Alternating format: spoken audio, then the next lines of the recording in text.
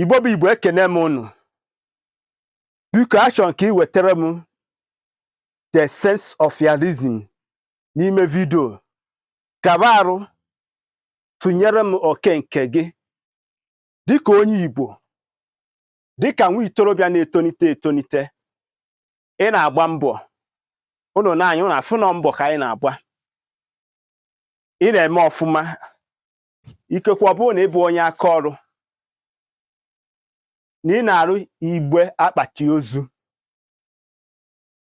Ijigo n'igbe akpati ozu a, ndị mmadụ amatago gị ọfụma, ị na-eme ọfụma. So maybe imego ihe gbasara biznes a up to 5 years.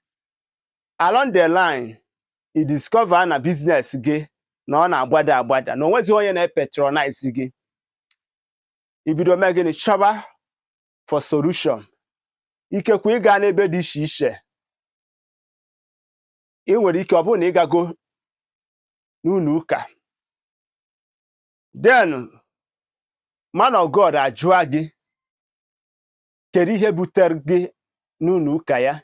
Isi ya na ị na-emekwa n'ọfụma na biznes gị, mana ofu ntabi anya ọ dị ka biznes gị a na-agbadazi agbada.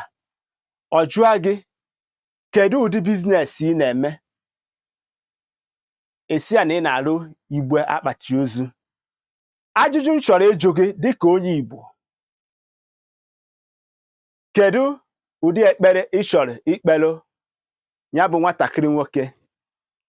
Ije na-ekpere ya ekpere ka ndị mmadụ na-aṅụsị, ka ọ na-enweta customers, ka a na-patronize ya, ka ije dismiss that case, ya the church close?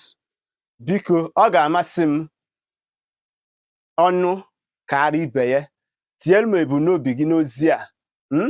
Cheta na anụta akara eze bụ nya bụ na eze na ọchị ọfụma. Gaa na my YouTube page ka ị were anya gị gbara onwe gị ihe nkiri. Cheta na onye gịrị ya na-akpa ya bụ bụ Maazi-UC. Ụmụnne m ndị Igbo, asị m mbọsị nta ka anyị chụa n'Owerre nchi.